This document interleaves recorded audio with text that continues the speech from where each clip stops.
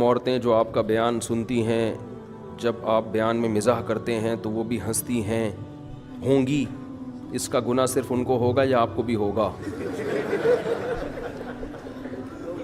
یعنی بھائی ویڈیو نہ بنائے نا، یعنی انہوں نے فرض کر لیا گناہ تو ہوگا ہی ہوگا. اب یہ فیصلہ کرنا ہے کہ صرف مجھے ہوگا یا ان کو بھی ہوگا. تو پہلے آپ نے یہ فرض کیوں کیا کہ گناہ ہوگا؟ دیکھو نامحرم کا مطلب کیا ہے. نامحرم کی طرف طبیعت مائل ہو رہی ہو، وہ ناجائز میلان جسے کہتے ہیں.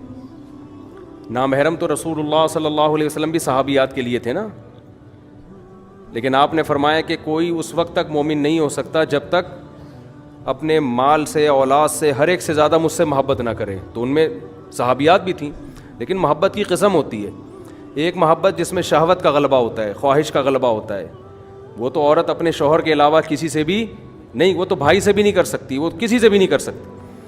اور ایک محبت وہ ہوتی ہے جو کسی کے تقوی کی وجہ سے ہو اور کسی سے عقیدت کی وجہ سے ہو، لیکن اس میں وہ خواہش کا غلبہ نہ ہو. اب رہا یہ مسئلہ کہ احتیاط اسی میں ہے کہ خاتون کسی جوان آدمی کو نہ سنیں تو زیادہ احتیاط ہے، کیونکہ آج کل فساد کا دور ہے. تو میں تو نہیں کہتا کہ جوان لڑکیاں میرے بیانات سنیں.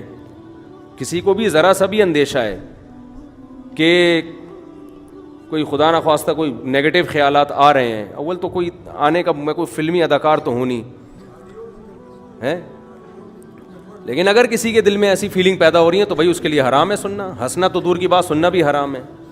تو بعض دفعہ ایسا ہوتا ہے کسی کا میسج آ گیا، آپ کے بیان کا بہت زیادہ شوق ہے، دن رات میں ہی سنتی رہتی ہوں، مجھے اندازہ ہو جاتا ہے کہ یہ بیان کا اتنا شوق کسی کو ہوتا نہیں ہے.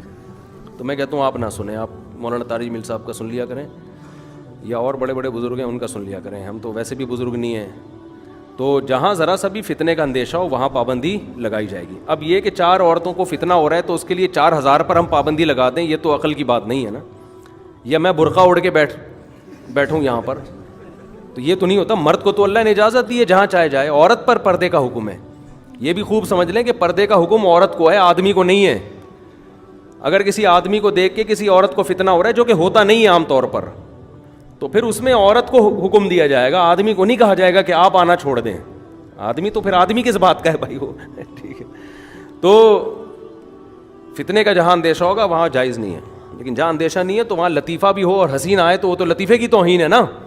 تو نامحرم کو بھی ہنسی آئے گی، محرم کو بھی ہنسی آئے گی. اس میں ہنسنے پر گورنمنٹ نے بھی کوئی پابندی نہیں لگائی، اللہ نے بھی کوئی پابندی نہیں لگائی. سمجھتے ہو؟